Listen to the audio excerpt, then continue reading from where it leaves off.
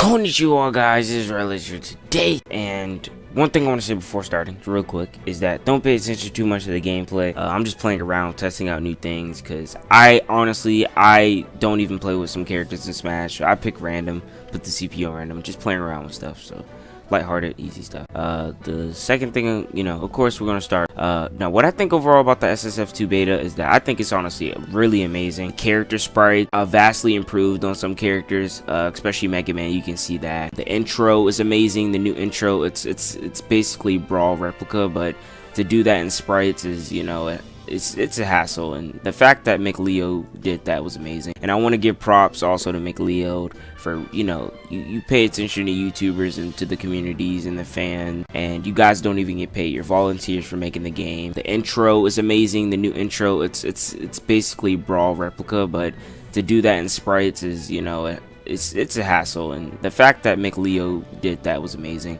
And you pay attention to us, you see the mods that we've been making with Luffy, Luigi, Bowser, and you've added them actually in the game, of course. Now, we don't really need Sasuke and Shadow and stuff like that. I mean, that's it would be amazing if they were in the game. Like, I wouldn't argue with that, but, they're just kind of like added stuff that's like, if they're not in the game, I'm not complaining either at the same time. But thank you, McLeo. I just wanted to say that real quick because they're amazing developers. Most developers don't pay attention to fans and do exactly what they ask. McLeo has successfully done that, if not better. But yeah, overall, what I think about the SSF2 beta is that it's amazing. Like I said, character sprites, animations, music, the menu, the new layout. The music is vastly improved. The stages, Final Destination finally has its own unique looking stage. Like, it doesn't look like a console copy.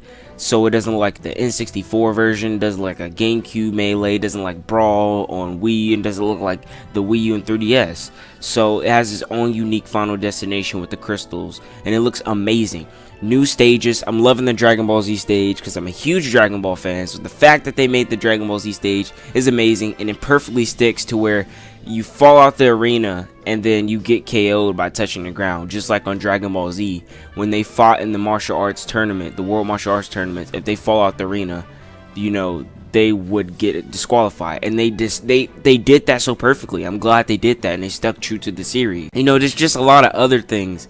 Like I said, graphic settings improved, so you can even do to a lower max setting, so then you can put your game on full screen and still enjoy without it having to lag. Because I know that's a huge issue for me, because on certain computers you play, you might have an older computer, a newer computer, it doesn't matter. If you turn it up to high graphic settings, it might not run well. Especially when recording, and that could be a huge issue because it can actually run good. Like for me, it runs amazing on high graphic settings without recording. As soon as I turn on the recording software, I have to turn it down to low graphic settings, but you guys aren't gonna really notice that. Now, like I said, they've added a new one called minimum, which the lowest possible, and then they've added max to where in full screen it doesn't have the black sidebars anymore. It's just fully there, so no black sidebar screen things. It's fully maximal, so maximum is definitely recommended to put on. Now, a couple disadvantages that I've noticed is that when you download it, it doesn't have a data folder, a .dat, and I can see an issue with that for modders in case they've been paying attention to that. The SSF2 community is huge on modding. They are huge on modding. So I think you just took away a huge part of that. I'm not sure if that affects it. I'm not a huge SSF2 modder, and I need to look into that. But the DAT folder was kind of used for, like modding, and since that's not included with the download, that might stop modding for a little while, which isn't.